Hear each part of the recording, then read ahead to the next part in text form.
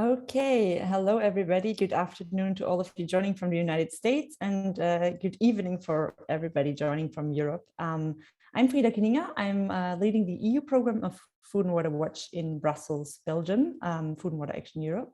And I'm glad that you're all here today for such an important conversation on our clean energy future. This event is co-hosted by Food and Water Watch, Frack Action and Oil Change International, and thank you to our partners for helping making the event possible. Before we get started, I'd like to take us all a second to recognize the tragedy that happened in Texas yesterday, and it is a reminder of the need to address violence in all its forms.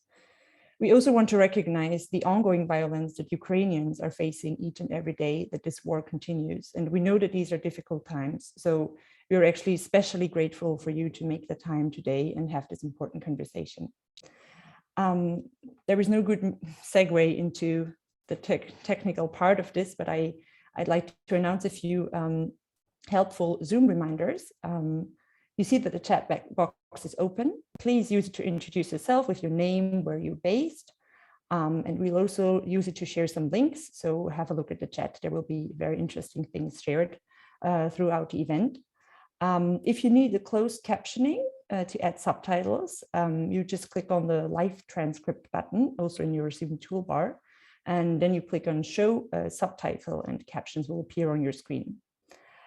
If you have questions during the event, use the chat box as well, the Q&A box, also in your Zoom toolbar, and send those in to us.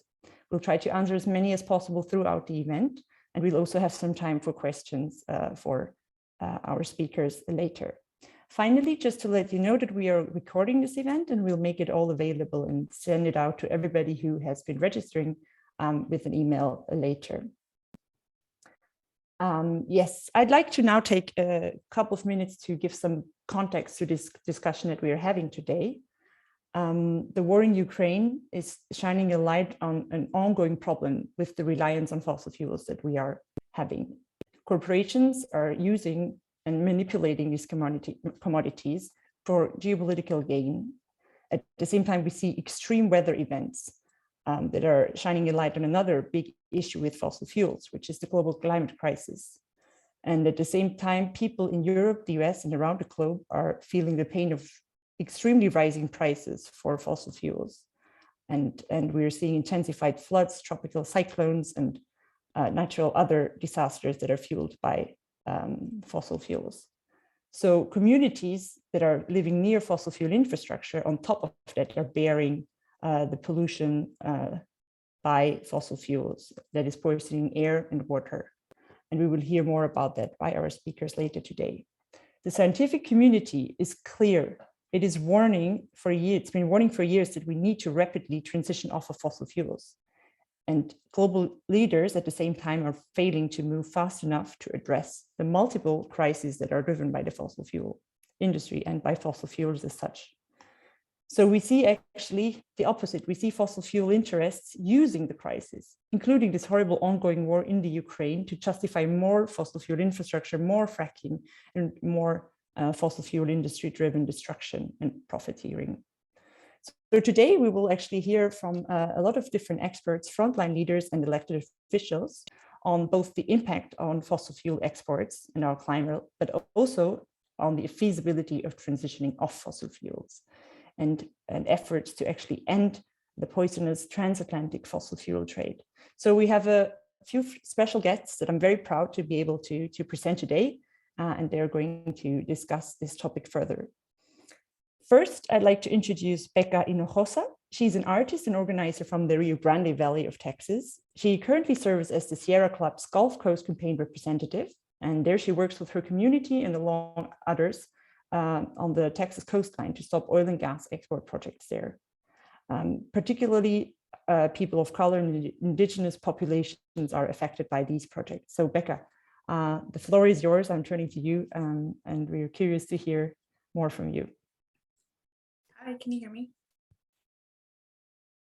Great. Hi, my name is Becca Inohosa. I work with the Sierra Club, but first and foremost, I'm a community organizer and directly impacted frontline community member. I live in Brownsville, Texas, which is part of the Rio Grande Valley. We're a community on the border and the Gulf Coast. The original people of the region where I live are the Carrizo Comacrudo tribe of Texas. And the region here, we are, mostly Latinx, indigenous communities of color. We're also on the front lines of massive oil and gas expansion. My community and we've been resisting 2 proposed LNG export terminals for over 7 years now. Originally, there were 5 LNG export terminals, and we've been able to resist a lot of these LNG companies, and now we're down to 2 proposed terminals. But what's really important to highlight is just the entire cycle of these LNG terminals and what they're a part of, which is called the fracking cycle. And that's how we refer to it. Activists in Texas refer to it as the fracking cycle. And what that means is that, these LNG export terminals that we're fighting in my community are part of a whole cycle of, just pushing fracked gas. So there are communities that are impacted by fracking extraction all over the country, communities that are impacted by the pipeline buildouts that carry the gas, communities like where I live that are facing, export terminals, communities overseas that are facing import terminals like in Ireland and Germany, France, many other countries around the world. Where gas would be burned and then emitted into the atmosphere. I particularly want to highlight fracking and all the detrimental impacts. There's fracking in parts of my community in the Rio Grande Valley. There's dangerous fracking in neighborhoods, near communities. People have complained about flares. And they know for a fact that from flares are volatile organic compounds, which there are no safe level of these cancer-causing carcinogens. So that's a lot of what we see on the ground in communities that are directly impacted by fracking, not just in Texas, but there are shale formations all over the country that are impacted by fracking. I also lived in North Texas on the Barnett Shale. I was part of a fight to ban fracking in a city called Denton, Texas. And there was fracking next to campus on university property. The drill actually went underneath the dorms, underneath part of the campus while I was a student there. I was continuously, me and all the university students were continuously poisoned by drilling. There was an activist who brought a flare camera, and we saw just emissions that were invisible to our eye, but that we could see just coming out of the drilling site there, things like benzene, those volatile organic compounds that I mentioned. And communities in, organizers, communities in Denton, spoke out for years about dangerous drilling. They successfully voted to ban fracking. And then the state of Texas, which is deeply connected to the oil and gas industry, went and just banned fracking bans. So I think it's really important to highlight just that, communities, not just in Texas, but are impacted by fracking everywhere, have tried to ban fracking, have tried to stop fracking, and then the oil and gas industry strikes back and prevents them from doing so. So when you see exports going up, especially to countries in Europe that have, banned fracking, but are essentially, increasing that demand and, continuing to sacrifice communities like ours in Texas and all over who haven't been able, who are prevented from stopping fracking in their community. So I mentioned things, how dangerous fracking is to public health. There are cancer-causing carcinogens. There are also increased earthquake activity all over Texas, in other states where there are fracking. Activity has increased in Oklahoma. We've also seen groundwater pollution. I know that, in the past, fracking companies have actually dumped illegally chemicals into creeks and into the ground. And we've seen, terrible, earthquakes causing detrimental effects to, foundations of homes and communities. In West Texas, there are also, other impacts that people don't talk about. One of the most dangerous highways in the country goes through West Texas, and it's because of oil and gas traffic on that highway, and man camps, that there has been increased violence. In indigenous communities also, where there's fracking, women have been targeted by the industry, have gone missing. There's a really important campaign called the Missing Indigenous Women's Campaign, or the Red Dress Campaign. That's very important to note. But I just, want to call on our elected officials to recognize the suffering that is going on, where communities are facing fossil fuel extraction, facing fracking, like my community, and no longer, stop these exports and stop the build out of fracking everywhere. Thank you. Thank you so much, Becca, for giving this horrible method of fracking a social and human face, and for all you do against LNG expansion and fracking. I'd like to move to another amazing woman, which is Lauren McDonald, who's a Scottish climate activist. She's involved in working with the Stop Cambo campaign, which is aiming at halting the development of the Cambo oil field in the North Sea, near the coast of Shetland. Many of you might know Lauren from the TED Summit hosted before the COP this year. And there she confronted the CEO of Shell for the damage that the company has done to the environment, and also for the blatant greenwashing that the company is doing. So Lauren, the floor is yours. Happy to have you here today. Thank you so much, and thank you for the introduction. Again, my name is Lauren McDonald. I'm a 21-year-old climate activist from Glasgow, still based in the UK.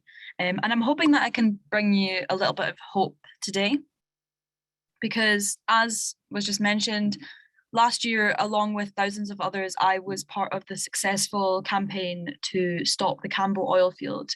But just quickly, for those of you who might not have heard about this, Cambo is a proposed offshore oil field to be situated off the north coast of Scotland. It would produce 170 million barrels of oil and be in commission until the year 2050, which is obviously the same year that the UK government has pledged to be carbon neutral. After months of a really sustained, wide civil society effort to block the project, Shell, one of the project's owners, decided not to go ahead with the development in December last year. And to this day, 5 months on, the Cambo development is still on pause. So we in the UK have managed to successfully delay a massive oil field. So I just want you to feel that win for climate justice, first of all. But to tell you a little bit about how we did this, we built a successful pressure campaign by focusing on public pressure and public opinion of opening a new oil field, and as was mentioned, directly holding those in power to account. The timing of this was also really big. The International Energy Agency had just released a report just before our campaign was launched, saying that if we're to have any shot at a safe, livable future, there must be no new investments into oil and gas. And in the context of the UK hosting the COP26 UN Climate Summit, it was very clear that it was immoral to go ahead with new fossil fuel projects. And this was something that was very much felt in the UK population, as climate was very on the agenda with COP26. Meanwhile, the UK government were pursuing attempts to push forward with the field amidst increasing sustained public backlash, which is what created the situation in which Shell was kind of, unwilling to go ahead with the project. And what really kicked off public conversation around this was that we went straight to those in power and managed to find opportunities to question several members of the government, So the business secretary, Kwasi Kwarteng, who has the power to approve or reject new fields, Nicola Sturgeon, the First Minister of Scotland, and even the CEO of Shell, all of these people and others, you know, Alok Sharma, the COP26 president, we confronted all of these people in person about the oil field.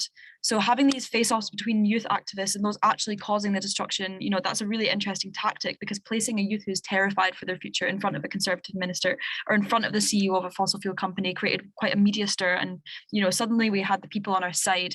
And by the time Shell decided not to go ahead with the project, Conservative ministers were regularly being questioned on this oil field on national television. But now I want to tell you a little bit about the fights that we're taking on now that we've put Cambo on the back burner, just quickly. So now the Stop Cambo campaign is broadening its approach to fight against all new fossil fuel projects in the UK. So right now the UK government is trying to push forward with the Jackdaw Gas Field, which is Shell's latest climate wrecking project. If it were to go ahead, it would have the annual emissions, the emissions equivalent of the annual emissions of Ghana, or half the annual emissions of Scotland. And again, we cannot have any new fossil fuel projects. So it's really important that we do the same as what we did with Cambo, and we don't let Jackdaw go ahead. We don't let any fossil fuel projects go ahead.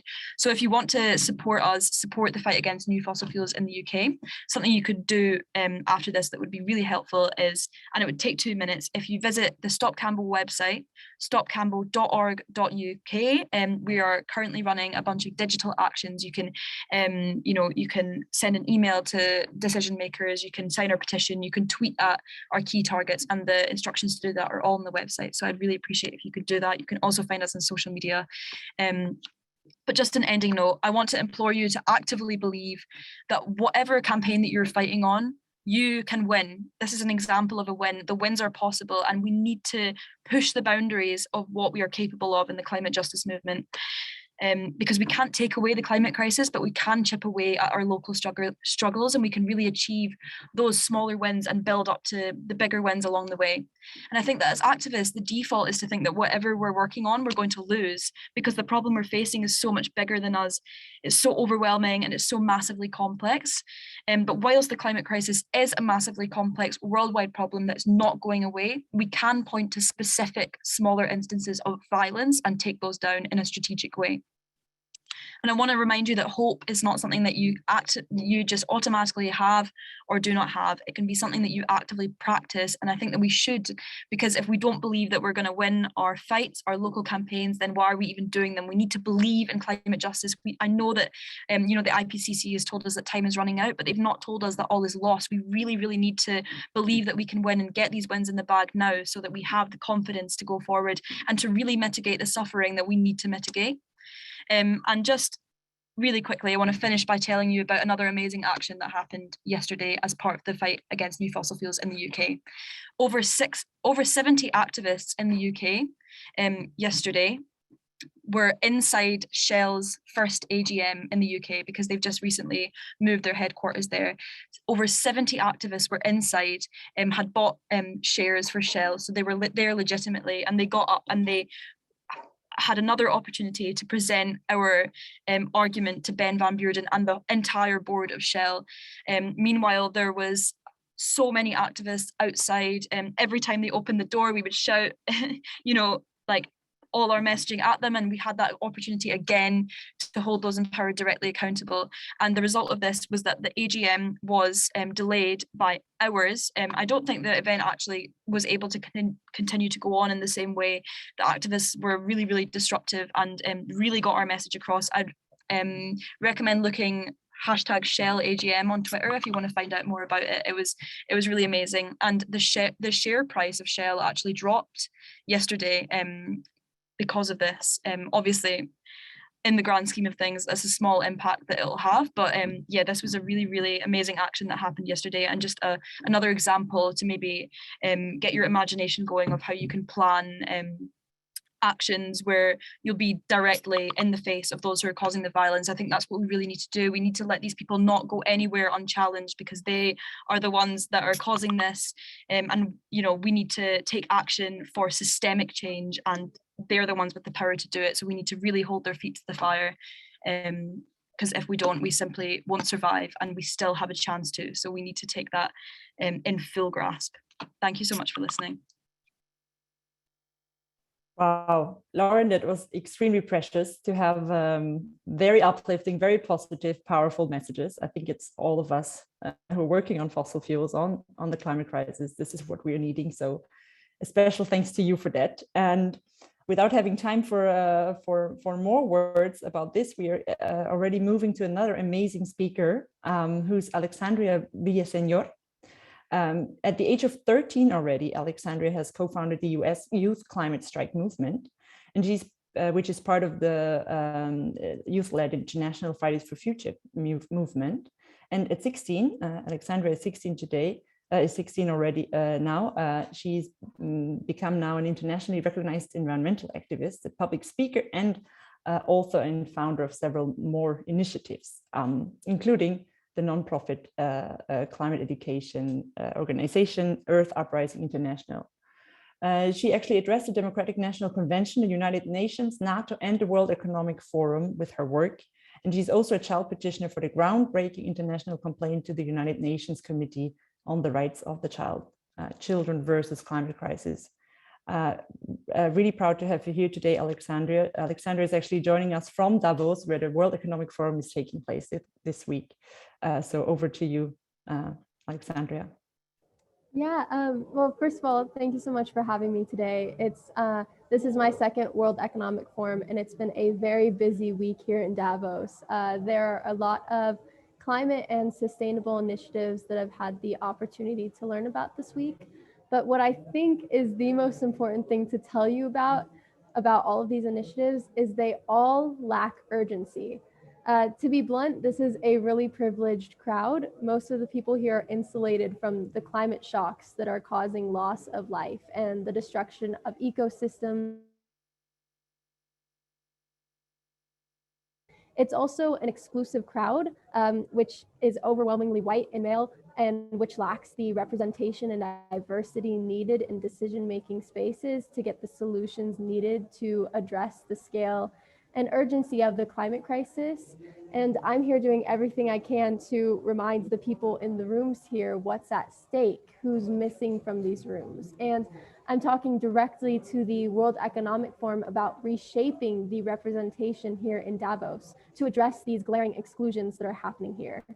I am, however, also seeing more movement here on climate than I've seen in other spaces. I had the opportunity to attend COP25 and COP26, and it is remarkable that there's a more will to take initiative here at the World Economic Forum than there was at either of the conference of parties I've attended. I also saw this when I attended the World Economic Forum back in 2020, prior to the pandemic. So there are more business leaders in the world who understand what we're up against, and they're working on some far-reaching initiatives to take action. I think the big news of WEF this week is the First Movers Coalition. So the First Movers Coalition, which is 55 companies with nearly 9 trillion market cap and 9 governments covering nearly 50% global GDP and new aluminum and CO2 reduction commitments. So this is one initiative everyone is talking about here, which goes further than anything I've seen come out of the past 2 conference of parties. Secretary John Kerry, the US envoy for climate, is also here participating in the negotiations and working on pushing this initiative. As an activist, I, of course, still don't think it goes far enough, but I'm here to keep pushing for climate action. And the scientists have been giving us dire warnings about the state of our planet and what we need to do. And one thing that I'm really pushing for is that we still have time to transform society into a sustainable future. And so one thing that is really missing here at the World Economic Forum is a youth presence. There's not enough young people. And I'm actually the youngest person here. And so we really need more young people in these spaces because we bring more of an urgent tone that is missing here. And then also youth have the power to show world leaders what our planet and humanity could look like. Youth create the sense of urgency that influences our leaders to act because it's our futures that are at stake. And lastly, youth are the ones in this movement who are centering equity and justice in our solutions and showing our leaders what an equitable and just future and planet looks like. And so one thing that I think is really important as we are coming up to the next World Economic need to have more youth here in the conversations and in the room. And so that is one thing that I'm also going to be pushing for.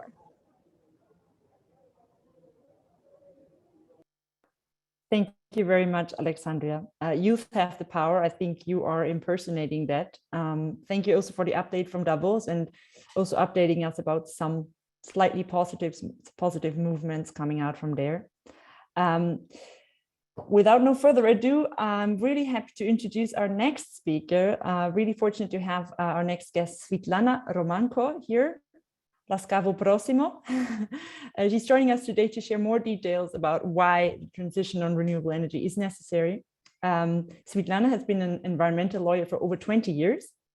She has a doctorate on environmental law and climate governance and policy, and is the co-founder of Stand With Ukraine campaign. She's based in Ukraine and is a climate activist, former professor and strategist, and she designed and managed successful regional and national campaigns in Eastern Europe, Caucasus and Central Asia for 350.org. And she has also extensive experience in supporting grassroots campaigns. So happy to have you here and happy to hear your message for today. Yes, thank you so much, Frida and all. I am so happy to be invited and to share the current developments. But what that are happening in Ukraine right now and towards renewable energy transition. But honestly, what to start with? I will start probably from a few facts, how the things are in Ukraine right now. And I can say that the war is raging on, and human losses and children lives losses are huge, and we never before could imagine that this kind of violence exists on the planet, even if there is some conflict or just this. We believed all can be solved by some democratic measures, which did not happen towards my country. And we have witnessed the outrageous war that already destroyed almost the half of Ukrainian territory and cities and infrastructure. It all brought damage, which is currently assessed about $3 trillion, which very much exceeds, just advancedly exceeds the Ukrainian annual GDP, being lost only in 2 months of the 2 first months of the war. And we lost a lot of course, just industry, which we tried to turn on green path of change before, when we acted as a climate activists in Ukraine and tried to build a movement towards renewable energy, clean and affordable and community-owned renewable energy. And also, this has been a huge damage on environment since the war started. Our state ecological inspectorate of Ukraine recorded 231 cases of environmental damage, and there are a lot of local chemicals and hazardous pollution on the ground from all the missile attacks and bombarding. To my biggest regret, this is a reality, but this is also very important for all of us, not only for Ukrainians, but for all the people who are expressing the deepest solidarity with Ukrainians against the outrageous war. We have all the power to end the war and to choose a green pathway of how we would be building our lives next after the war ends. And for doing so, we have to start from some measures that we envisioned when we started our Stand With Ukraine campaign with many activists from Ukraine and from all over the world. So we were truly aware that Putin's money, power, and leverage came from oil and gas, and that oil companies have propped up another dictator who was building his military build-up and using fossil fuel money to fuel conflicts in many countries, to spread disinformation and propaganda across many countries, trying to undermine the democratic regimes and trying to make a world more dependent on fossil fuels. And we actually can see this right now. And it's become very visible that the war in Ukraine, energy insecurity, and the existential threat of climate chaos have the same roots. And these roots, of course, are fossil fuels. And what we thought when we launched this campaign less in the week since the war started, we decided that we have to cut all financial flows that brings a huge oil and gas money to Putin. So for that, we demanded, because there was a real reason to do so. Like even now, the European Union every day sends about 1 billion of euros to Putin for his oil and gas. And Putin spends 900 millions each day to fuel this war machine against my country and our citizens, our civilians. It's a simple mess. And also Putin, if he won't impose embargo, if he won't a full embargo on oil and gas from those countries who still import Putin oil and gas, but of course the EU as the most dependent coalition of states, we have to recognize that we also must cut all financial flows that are coming with and through other institutions, banks, financiers and insurers, and many other those who still invest money into the bloody fossil fuels. And someone counted, it's a very reliable data that Russia and Putin could receive 321 billion from its fossil fuels exports in 2022, just obviously by the end of this year. This is net already net, and he can easily continue the war against not only against Ukraine but all humanity. We all know that this is not only a war on Ukraine or against Ukrainians. According to the latest UN report, it's already affected as of end of March. This is quite we can add to this data. Of course, it's already affected 1.2 billion people in 107 countries, with exactly what you were saying, with food insecurity and energy insecurity and skyrocketing prices. What we can do about that actually, and can we? Yes, we do. Yes, just responding, yes, we do have a chance. And we do have a very important reason. And this is a truly decisive moment. And especially for me, when I am as a climate activist, I can clearly see those connections that fossil fuels they are a root cause of problems everywhere, with the energy insecurity, with the global inequality, with the hunger and famine, which we are going to have if we don't end the war in Ukraine. But what we risk to have another dictators, and the war in Ukraine won't be the last war if we won't stop first Putin and then fossil fuel dependence of fossil fuels. We need to phase out them quickly, and fast and just clean energy transition, which is very important for us who keeps fighting for independence and sovereignty. It can give more power to the people, and it can provide energy security and price stability. And we already have those solutions in place. We just need some investments to put them in real action plan with a very, very clear timelines. And we can afford this as a humanity if we just dare to dream big, and if we just dare to oppose the fossil fuel industries that has been lobbying for years, and they were ruthlessly spreading disinformation to capitalize on the war, especially during those few months in my country, to push for fossil fuel expansion under false pretenses. And that deceit would lead to further climate chaos and spiraling insecurity for communities around the world, including Ukraine.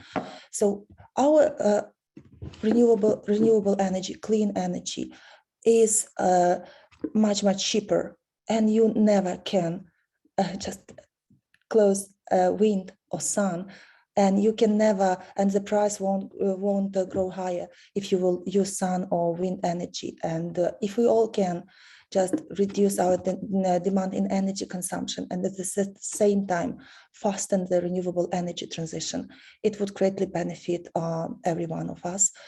And just ending with that, I would like to say that speaking about Ukraine, just before the war started, we had a very impressive commitments from the cities who committed to transit to 100% renewables.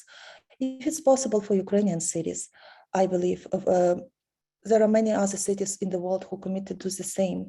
And this is the things that we have to be doing. We have to be completely moving from the dirty fossil fuel industries that fund the war in my country. And ending with that, I would like to empower all, just to call on us, all on us, just join our call for phasing fossil fuels immediately, and do at least one step towards this in your community, in your family, and do this in your institution, do this at your work. Do this, just ask investors or financiers or big bankers, invest this money, divest from harmful fossil fuel industry, make a pressure on the fossil fuel companies and make them stop this exploration and build a real net zero pledges, not just a fake one. We all can do this because we are the power, and this starts from now. I would just truly encourage us to make a right choice and to deliver this message to everyone that we can. Thank you very much, Svitlana, for your deeply touching and also important words, and also reminding us of the role that we are playing in this difficult situation and the role that we have to play in helping to end this war, and fossil fuels being at the center stage of this. We've heard from a couple of impressive speakers of their work that they are doing, and I'd like to now move to the work that actually high-ranking decision makers are doing and have to be doing to make sure that political processes do address the climate emergency and the crisis that we are facing. So I'm very grateful to be able to convey the message from Congressman Jared Huffman, who represents California's 2nd District. And he will talk to us more on how LNG infrastructure expansion and fossil fuel lock-in is linked to wars and is the wrong answer to the problems that we are facing. So let's turn over to his message and hear from him now.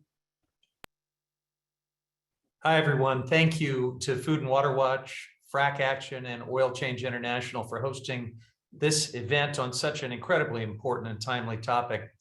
In between the latest Intergovernmental Panel on Climate Change reports and devastating extreme weather events that continue to happen before our eyes, it's very clear that we must pursue bold action, both at home and abroad, to avoid the most catastrophic impacts of the climate crisis. It's also imperative for our national security. Putin has weaponized Russia's dirty energy exports and is using them to fund his inhumane war in Ukraine. The US-EU Joint Energy Security Statement is a step in the right direction to respond to the crisis in Ukraine, end the import of Russian oil and gas, and accelerate the global transition to clean energy. Our energy and climate security depends on a rapid transition to clean energy, not new liquefied natural gas infrastructure.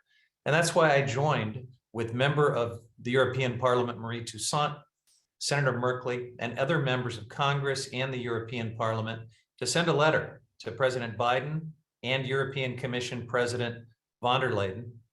It is essential that the Joint Task Force for Energy Security develops a plan to swiftly move the EU and the United States off fossil fuel and onto clean, renewable energy. Our countries can't afford to lock ourselves into decades of further reliance on fossil fuels when climate science, environmental justice, and public health concerns demand a rapid transition toward full renewable energy. We're currently awash in oil and gas. Existing fossil fuel infrastructure and the projects already underway are more than enough to match the necessary amount of demand if renewable energy technologies are deployed just as aggressively.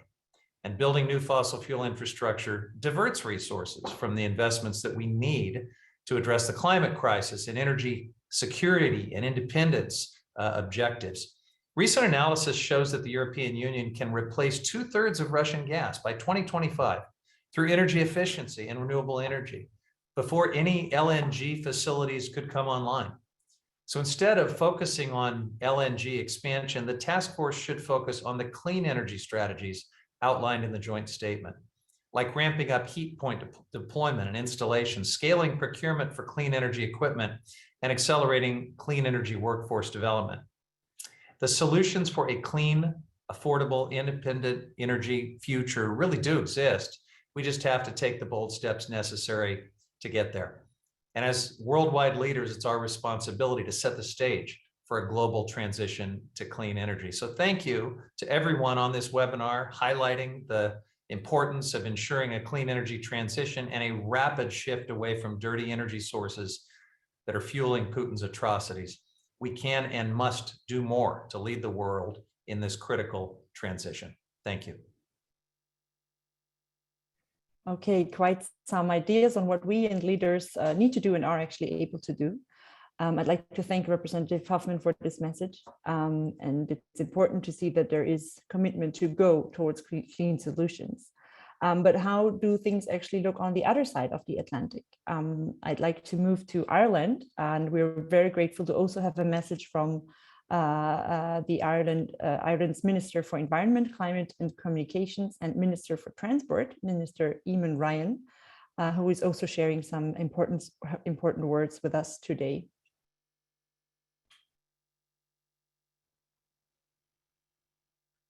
Ditching fossil fuels and switching to the renewable and efficiency alternative is the peace project of our time.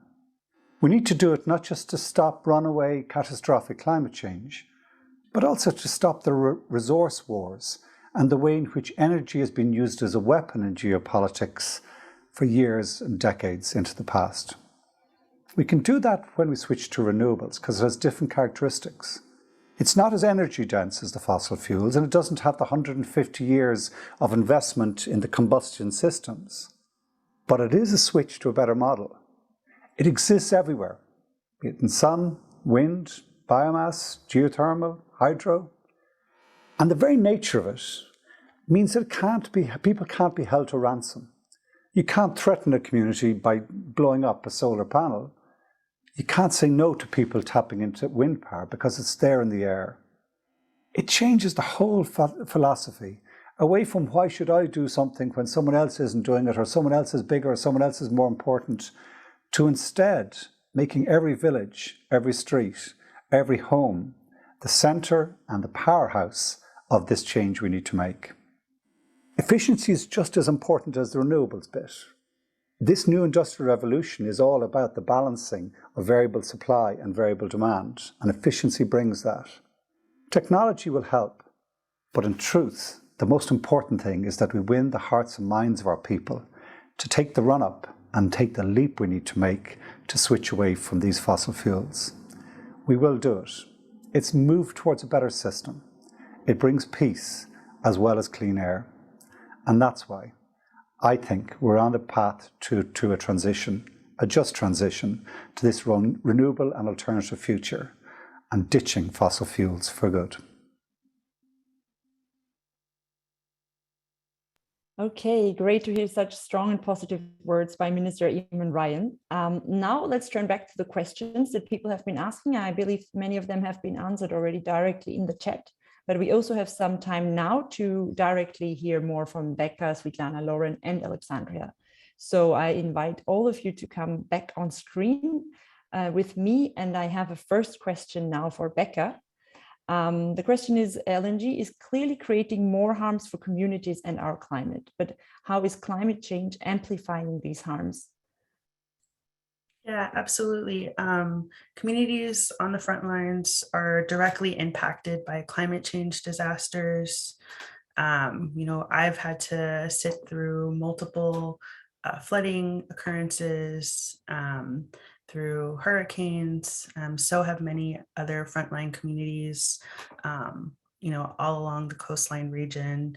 And so, just the reality of, where frontline communities along the coastlines are being sacrificed for fossil fuel build out and expansion, and are also directly facing those harms.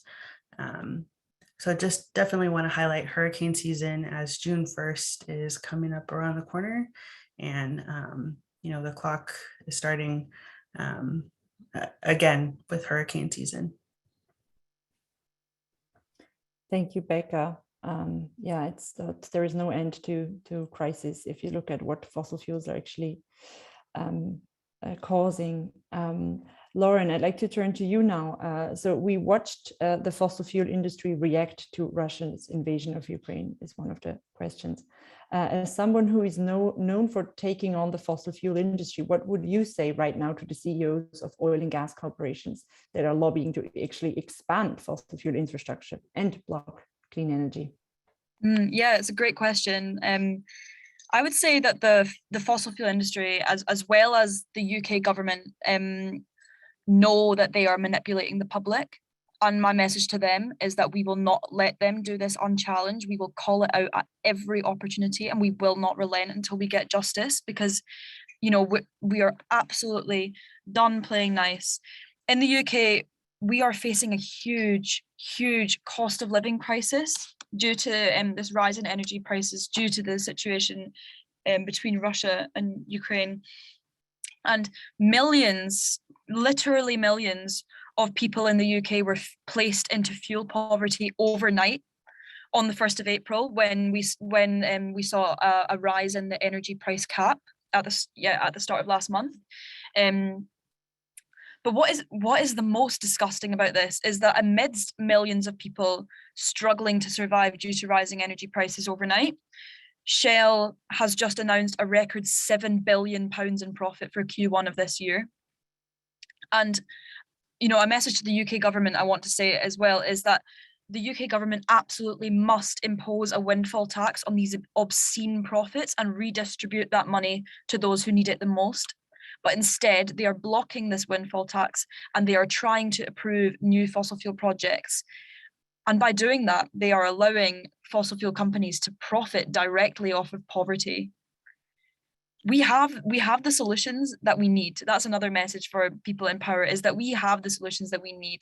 And those of us, activists are raising awareness of that on a massive scale now. We all know what the solutions are. We must stop new fossil fuels first and foremost. We must rapidly invest in renewables at a much greater scale than we already are. And we must, for example, see a UK-wide energy efficiency scheme to reduce our consumption of energy. There's so many things that we can do, and we know that. The UK government knows that. The fossil fuel companies know that. But instead, the UK government and the fossil fuel industry are trying to use the current conflict and the fact that we currently rely on Russian gas, but as the UK has committed to phasing out Russian fossil fuel investments by the end of the year. But they're using this as an excuse to expand our own gas production in the UK instead of using it as an opportunity to invest in renewables and to replace that energy with renewables. But an expansion in North Sea oil and gas production, despite being a horrible idea for the climate, will do absolutely nothing to mitigate energy prices or deliver domestic energy security, which is the line that they're running with. The UK government know that, the fossil fuel industry knows that, but they are literally lying to us. And I think that as activists, it's our job, as change makers, as concerned people, however you want to label yourself, it's our job to call this out as loudly as we possibly can. Personally, my theory of change is that we need to make it politically and culturally impossible for those blocking climate action to continue to block climate action. We need to dispel the misinformation at every opportunity. We need to call out the greenwashing, and we need to do this on such a massive scale so that it is completely undeniable that the truth and justice are on our side. Because I think if the pressure against opening new fossil fuels makes it easier to change than to carry on as usual amidst massive public pressure, I think we do have a good shot at forcing the change. But I think that language is really important. We need to force the change because so many leaders are just unwilling to change. And I'm done pleading as a youth activist, as a 21-year-old who's been told that by the year 2030, we're going to be seeing wide-scale global food shortages. I will be 30 years old. I will not have lived the life that I deserve to live, that I desire to live. I am done playing nice. My life is at risk. We need to force that change, and I implore you to force that change with me and to stop asking nice, because we simply cannot accept the inaction anymore, because it's no longer just inaction. it's violence. And it's a violence that will cause people to suffer in ways that are currently incomprehensible. You know, just like the threat of destroying all life on the planet is literally the biggest violence imaginable. And I think it's really important that we change that language, that it's not just inaction from the fossil fuel industry, it's not just inaction from the governments, it's violence, and it's going to destroy our lives if we don't stop it. We need to stop that violence in its tracks. We have absolutely no choice, because if we do not, we will not survive. It is a moral imperative to do that. And for me, it's much more important than playing nice. You know, we've played nice already. So my message to fossil fuel companies, to governments who are blocking climate inaction, is that we will not relent on calling out how violent your actions are, and we will absolutely do everything that we can to stop you in your tracks, and we will not relent, because it's our lives that are on the line. It's not just fighting for some sort of abstract puzzle. Like, it is literally the future of all life on Earth. And yeah, I guess the main message is, I'm done playing nice, and we are forcing the fossil fuel companies to change. Thank you. Thank you, Lauren. I think that's a strong definition of global violence, and probably a needed one. Also grateful for you to bring in the cost aspect, the cost of living crisis and energy poverty. Yes, I'll still go and pass over to Svitlana. I have a question for you that has been submitted. So the question is it possible for Europe to end reliance on Russian fossil fuels completely, and how much would it cost? How does that compare to the ongoing money propping up our fossil fuel system through subsidies and bailouts? So yeah, moving from the cost aspects that is burdening people to actually subsidies and costs and money going into the fossil fuel sector. Yes, thank you so much. This is just exactly the question I would love to answer to the audience. I would like to debunk a few myths. I have two of them. The first is that it's not possible, it's not doable for Europe at all to end dependency on Russian gas specifically, but on oil as well, because we see these embargo developments and barriers happening. No, this is possible. And as well, the second myth is that, no, it's not possible for the world to completely quit and end our dependency rapidly and immediately, given the emergencies that we are in, because simply that's not possible. That's too complicated. We don't have renewable energy capacity in place. We cannot do this in the nearest future. No, this all is not true. So especially for Europe, who is struggling to fight the addiction on fossil fuels, everything has its price.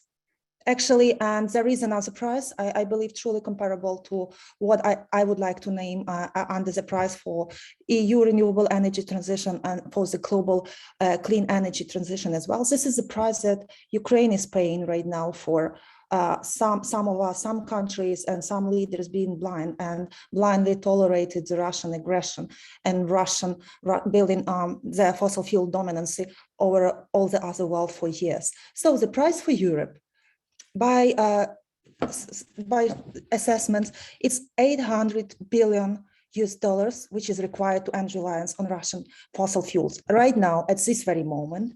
And I don't know where we can find this money, actually, because we have a Glasgow Financial Alliance for Net Zero members who committed during the past COP26 to just to fund the process of just net zero and our transition to clean energy. But did they do so? And they have committed as well to existing Russian fossil fuels, to exiting existing Russian fossil fuels in response to Putin's war on Ukraine, and none have publicly committed to the clean energy investments required to help Europe and the reliance once and for all. And just to remind two numbers that one number I told today is that Ukraine overall damage, infrastructure damage, and human lives losses, everything in that, it counts for $3 trillion. And to immediately commit to a clear timetable and contribute to renewable energy transition, we will need $4 trillion by International Energy Agency estimates. And of course, it does not. This is completely clear that no new LNG have to be built, because these all, as experts warn us, will become a stranded assets soon. It's not a time for long-term investments into the fossil fuels. We have to stop them now. And we see that we just have clear numbers.